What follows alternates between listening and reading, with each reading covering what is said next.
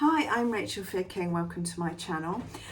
This week, as we hurtle into autumn winter, I've decided to pick on one of those very classic items for your wardrobe, the trench coat, and I've picked my top 10. I have just got back from being away. I went to Croatia on a sailing adventure last week, which some of you may be aware of, and I'm going to have a catch up with you at the end, and I will cover a bit of that because I've got some great footage of the trip. But anyway, let's begin going through my top 10 trench coat patterns. So I'm going to start with the Vicky So's Gladys coat, UK size 6 to 28. I particularly like this style. It's a bit pared down and a bit minimal. It's got nice seaming. It's got the large collar. It's single-breasted. It has got bound buttonholes, but I guess you could swap those out for regular buttonholes if you wanted to. Bound buttonholes scare the bejesus out of me, to be honest with you. I can do them, but I don't particularly like doing them. It's got the tie belt, it's got the centre back vent, nice centre back shaped yoke, and a two-piece sleeve and the princess seams, and it's got a really nice slim silhouette. Moving on to another quite slim silhouette is the Maison Fauve Azar trench coat. It's semi-fitted with princess seams again, double-breasted above the knee, and I think it's a really nice, neat shape, and it would suit somebody who's quite petite, because trench coats I think can be a bit overwhelming. It's got a nice tie belt, set-in sleeves, and I think it's got an optional. Looking at all the photographs on the listing, I think the cuff strap details are optional. So I've chosen 10 of these patterns, and they all have elements of the trench coat, some more than others, and they're all a little bit different, I think. Anyway, you'll see as I continue. The next one is from Etsy, from Ethereal Patterns. This is lovely. I think it's such a beautiful, crisp, sharp looking garment. Really quite neat, not fitted, but slim. It's got bust starts, and it just looks like it fits really well. It's great that you can wear it buttoned up, or you can wear the lapels open. It looks slightly military with the high button detail, with the storm flaps. It's got the welted pockets, and cleverly it's got a zip-in detachable warmer, which means you can wear this right into the cold weather. And amazingly, there is on YouTube, I'll put a link to the listing, they have a 2-hour video tutorial for this garment on YouTube, which is great. Its sizes 6 to 24. Now, when I on my Etsy, it shows, obviously I'm in the UK, it shows the price as £12.61, which I think for a pattern like that is, I know it's a download, it's a PDF, but I think it's incredible value. And if you think, it's a complex garment that has to be made very carefully and accurately, but you've got the video tutorial to go to beside it. So if you're at all unsure, maybe that would be one to go for, because you've got the support of the video tutorial to help you make it. Anyway, okay. Next one, again, another classic, the named Isla trench, sizes 4 to 28. This is so timeless. It's straight cut, a bit of an easier shape, but not too voluminous, not too big. It's double-breasted. It's got the large lapels, the front and back storm flaps, the centre back vents. It's got a set-in sleeve. Sizes UK 4 to 28, absolutely timeless. A nice, slightly easier, but still slim, long silhouette. Okay, so moving on to one from Fibre Mood. Now, this is called the Martha Trench, and again, it's got all the classic elements, but this is a little bit oversized, and I like this. It's quite easy, and it's like a bit simpler. It's got the front and back sort of quite long storm flaps. It's got a tie belt, and I like the optional cuff tie detail. And it's also got the welt pockets. and the centre back vent. As I said before, all of these garments have elements of the trench coat, and this happens to be a slightly easier, more oversized version. They've got 5 sizes for this, and it runs from extra small up to extra, extra, extra large. Okay, the 6th choice, it's not strictly it's not a trench coat at all, but I just loved it so much I wanted to include it, and it's from RYA Patterns, and it's the raincoat number 1097, and it's kind of like a glorified rain cape, if you like, with a 1-piece front and back, centre front opening with popper studs and a centre back seam. It's got a hood that has 2 seams, so it's a 3-piece hood. It's fully lined, it's knee length, it has welt pockets, and I just think it's super elegant. And you could make it in a really utilitarian, water resistant, waterproof fabric with like quite a warm lining, or you could make a more sophisticated version in a wool crepe with a satin or silk lining. For an evening garment. I think that would be really, really elegant. So particularly like this one, and it's in sizes UK 4 to 24. Okay, next we have the Know Me jacket. I think this is really cute. It's cropped, but it has the elements of a trench. It's in 2 size sets, very inclusive, sizes 10 to 18 or 18 to 26, which is brilliant. It's double breasted. It's got that belt, that buckle belt detail, and it's got the cuff strap detail. It's got optional shoulder tabs, and you can have a storm flap for that trenchy look, but it is optional. And also this is unlined, so it makes it a bit simpler, although you've got to do a really good job on your inside seams because you can see them, that's the only thing. So you kind of trade one thing for another, I always think, and sometimes I think it's just easier to line something, to be honest with you. Anyway, that's just my take on it. Number 8, this is really cute. It's actually a cape, the Fibre Mood Dalma cape, sizes UK 6 to 28, and it's just a little short loose cape, but it's got elements of the trench coat about it. It's got the storm flap feature, and I love the centre back inverted pleat on the back storm flap. It's got this hidden button fastening at the sides, and there's the option to have this collar on a stand, or you can have a hood. I really like both. I'm not quite sure which one I would choose, but I think that's a great sort of transitional piece even. And again, you could make it in a raincoaty gabardine fabric, or you could make it in a lightweight wool. You could even make it in a lightweight denim, actually. I mean, there's all sorts of variations, and I always think it's quite interesting to make a classic garment that has classic elements and an unexpected fabric. If you know, sometimes that works really well. It's a bit of a twist. Okay, moving on to number 9, Merchant & Mills, the denim. Now this is apparently inspired from an Austrian hiking jacket. I think it's very nice. It's very simple, quite utilitarian looking, but just really pared down and quite stylish. It's double breasted, and you can make this lined or unlined. It's got the button pocket flaps and a nice tab closure at the neck if you're wearing it fully buttoned up.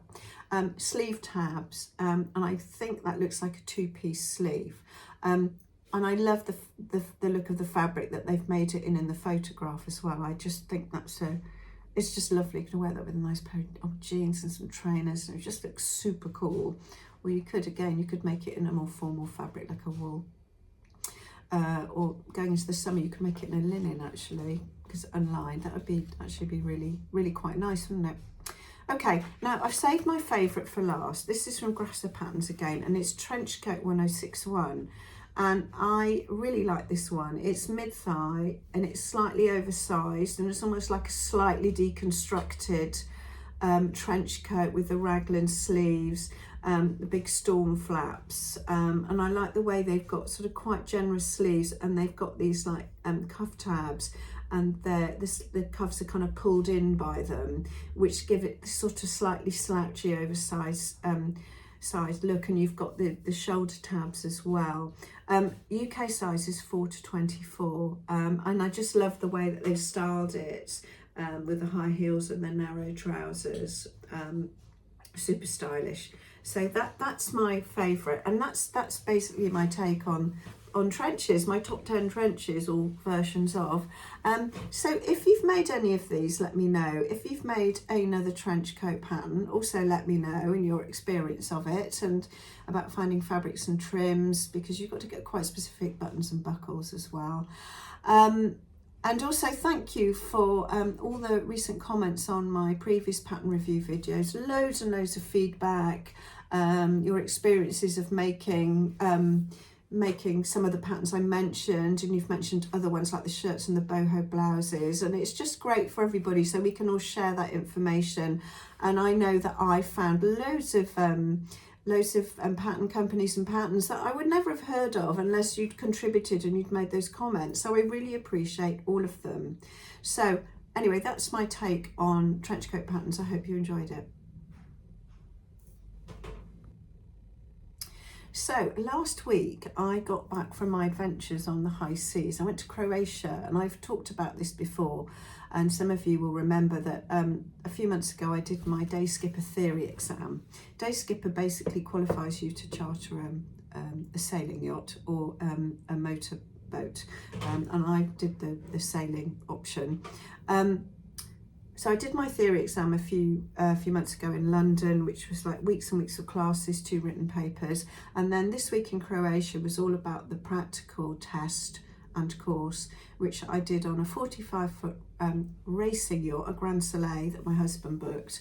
I went out with my husband, Tim, and our 2 friends, Ray and Lisa. So I did my Day Skipper practical, Lisa did her comp crew, and we had an amazing skipper instructor called Eddie. He was quite exacting, he was a little bit fierce, a little bit scary, but I just loved the week. I loved every minute of it, and I learned so much. It was fantastic. It was scary, exhilarating, and it was everything all in one week. And I've come back on a real high. You know, when you do something that's kind of beyond your comfort zone and then some, and you do it and you achieve it and you get through it. Yeah, I passed. I've got my my little thing on up here on the board. I keep them all together, all my little certificates. So here it is, Rachel King. There you have it. So scarily, that qualifies me to charter a yacht. Probably couldn't do that everywhere. I could do it in Greece or somewhere like that. I wouldn't be doing it in the UK, I can tell you now. But yeah, it was great. We did a night sail, and I had to navigate on the night sail. It was all you know, proper navigation skills rather than using an electric chart. Although we did do a bit of that as well. I had to do boat handling, which is basically reverse parking a boat and everything's moving.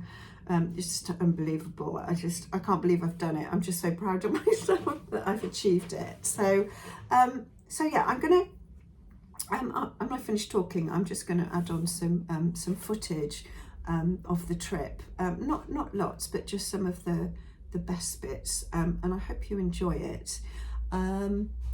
Yeah, I was going to do a separate video, but I think it might alienate some of my sewing subscribers. It's a bit random, isn't it? Sewing, sailing, it doesn't really fit together anyway. But Croatia was really pretty, so hopefully you'll enjoy it. And I will be back next week. I'm working on the autumn winter trends video, so it won't be next week. It'll be the week after. I'm going to the Knit and Stitch and Knit, Ali Pali in London this week with my sister and my cousin, so I will be covering that next. So see you all soon. Here's Croatia.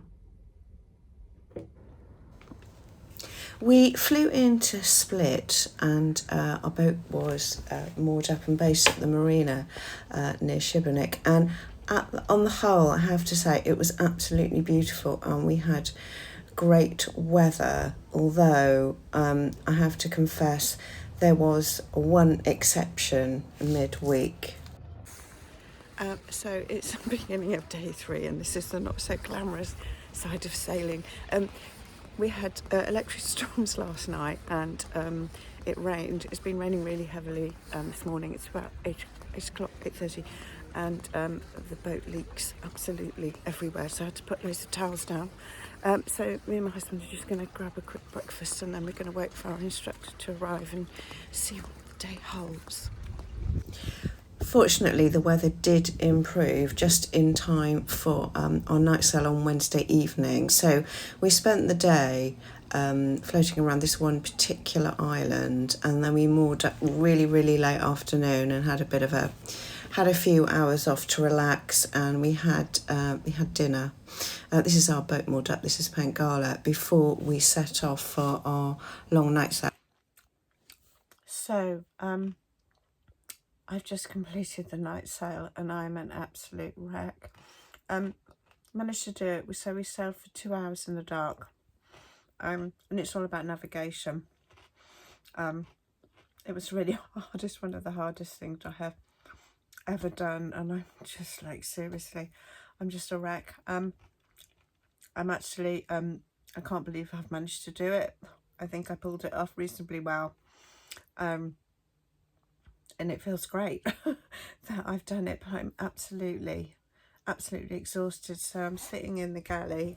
It's just really not very glamorous right now. I've got a glass of wine as a reward and a bowl of crisps, and everybody else has gone to bed, but I'm feeling a bit wired. I can't go to sleep yet, so I'm sitting here reading and trying to sort of wind down, and I thought I'd record a little bit as I'm sat here. Anyway, so we've got a nice 2 days coming up.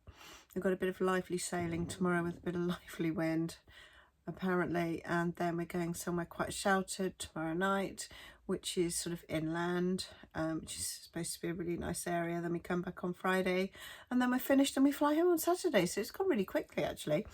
Yeah, so that's where I'm at.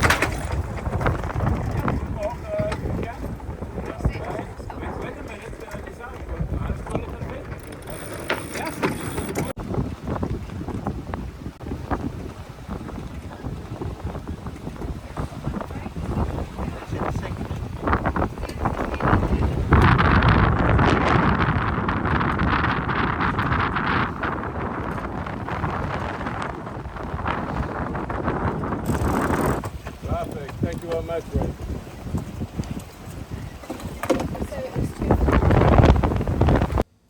So after the night sail, we headed up the Kirka River. We headed up inland to a really beautiful area, to the national park, up to some inland waterfalls. It was absolutely stunning, and a welcome break after the previous night and day. So it's Friday evening, and I'm absolutely elated. I have actually passed my day skipper. I've got my licence. It's been an absolutely amazing week. It's been epic, but it's been really hard at the same time. But it's one of those experiences, so it's quite sort of unforgettable. I leave you with a little bit of drone footage of the boat that we sailed, that's us swimming off the back, and a few aerial views of one of the places that we actually moored up in. It's absolutely beautiful, and a little bit of music from the Cathedral Church of St James in Šibenik, which I thought you might enjoy. See you next week.